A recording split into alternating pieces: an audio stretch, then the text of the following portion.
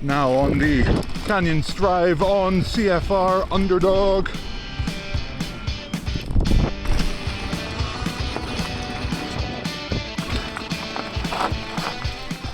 I'm feeling good immediately. Welcome everybody, thanks for joining us for the 2024 EMTB Shootout Series from Howler Bike Park. We are fortunate enough to have Fox Racing and Schwalbe Tires making this series possible, so a huge thanks to them. And today, we're gonna be reviewing the Canyon Strive On. It is one of the bikes in our sub $6,000 portion of our e-bike shootout, so let's get into it and see how it performs.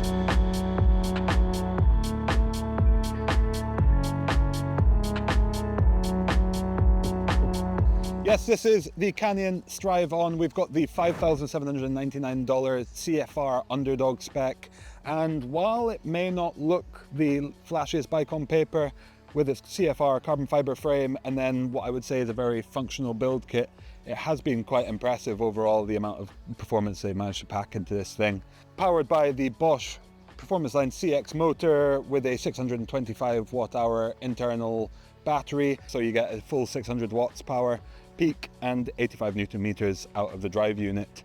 This is a 160-170mm travel mullet wheeled equipped bike, and Canyon's opted to spec Fox's Performance Series, Flotex and 38 fork on it.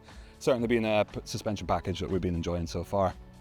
Other spec, you've got SRAM's DB8 brakes, a full Shimano Dior drivetrain, and then a nice DT Swiss e-bike wheel set on there.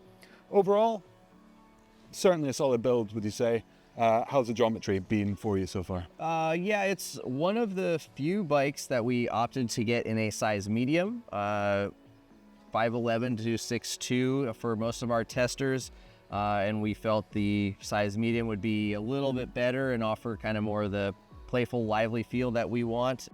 And while of course we will talk about what the geo means and how it performs out on the trail, if you really want to crunch those numbers, head to theloamwolf.com. We'll have in-depth geo numbers on all the bikes from the shootout, and you can see where this bike sits up in your personal preferences and against the rest of the competitions.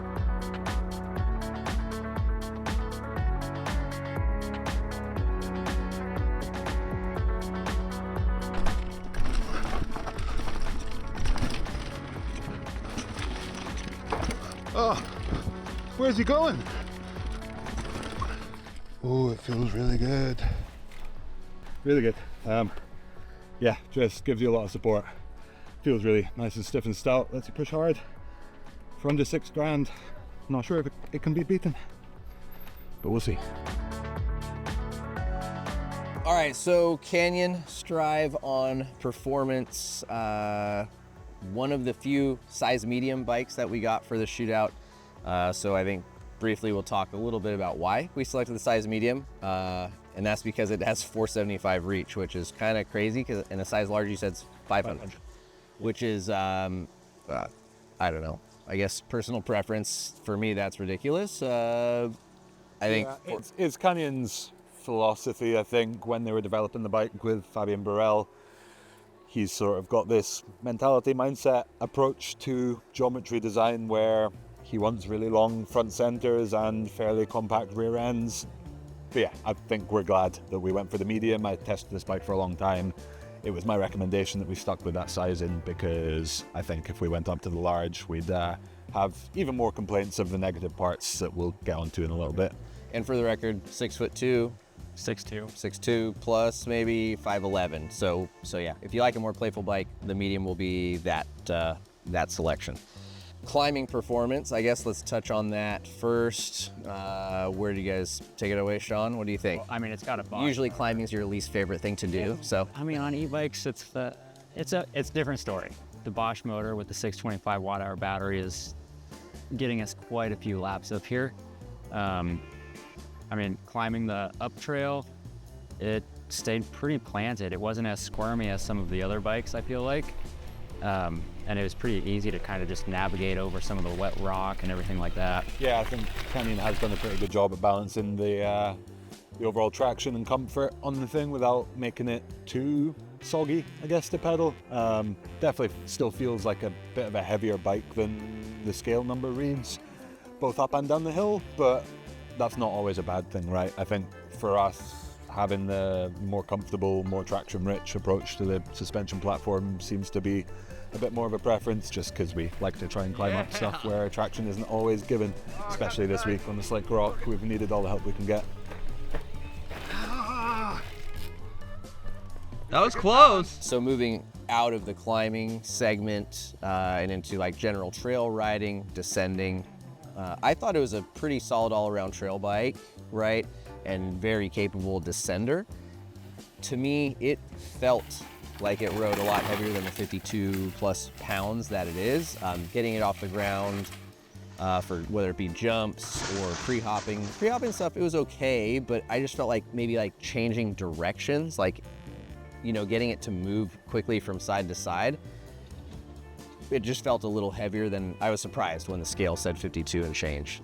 Yeah. Yeah. I think a lot of that is to do with the suspension platform, and especially with that Float X shock rather than the X2 that I'd tested it with previously. I feel like that's got a really supple initial stroke, and because of that, it does feel that a little bit soggier, like that off the top sensitivity is so high that you lose that kind of fine bit of control. I had been experimenting with a little bit less sag in the back of it, and for me that was working pretty well, but yeah, then you do run into, you know, the geometry changes a little bit dynamically, and it's maybe not quite what you would want to have to do. Yeah, that depends entirely on the trails that you're riding. You don't want an overly stiff bike on a lot of the tech trails that we're riding, because you're just going to get bounced and shot in different directions on all those rocks. I mean, For sure. I think having a soggier bike, you kind of have to pre-plan your routes almost in your head before you even get to them. Like coming off some of the drops to make that quick right to go down the steep chute versus the side hit that's just more skiddy.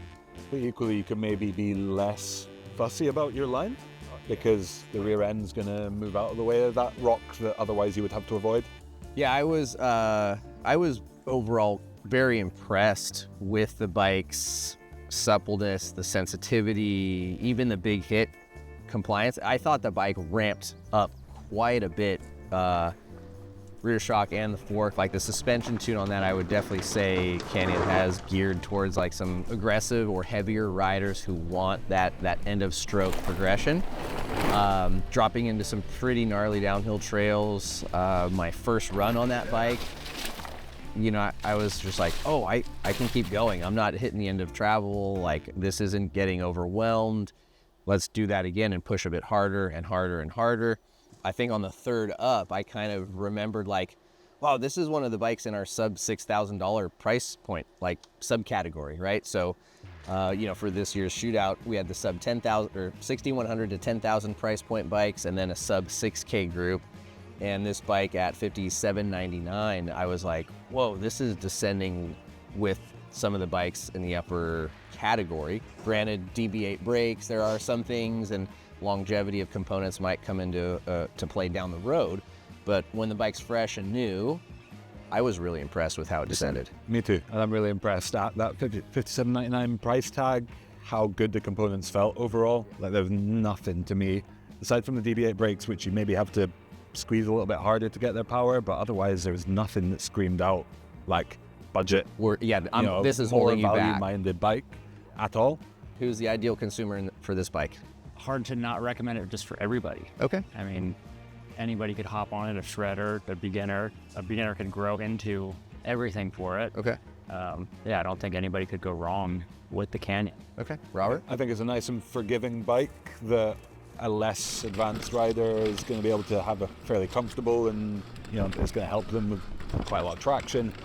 Maybe not going to be a less advanced rider who wants to be playful. Okay. Because it does have that slightly heavier overall ride feeling. But yeah, I mean, less advanced riders are going to enjoy the comfort, and then once you start pushing it hard, it doesn't hold you back at all. You can absolutely charge on this thing. So I think more advanced riders, enduro racers are still going to have a great time on it.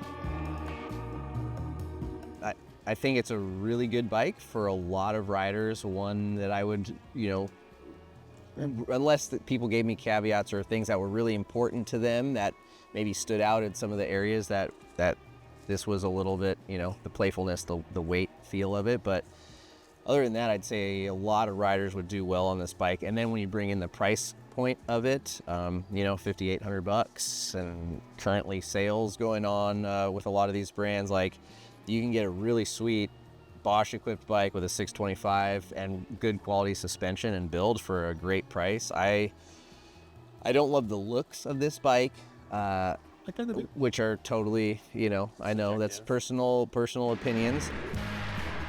All in all, the Canyon Strive On, solid performer. The group really enjoyed it, and please be sure to stay tuned to see how this bike compares against all the other in the 2024 EMTB Shootout. If you guys have enjoyed the episode, please consider subscribing. Leave a comment if you have any questions or thoughts, and we'll see you guys in the next video.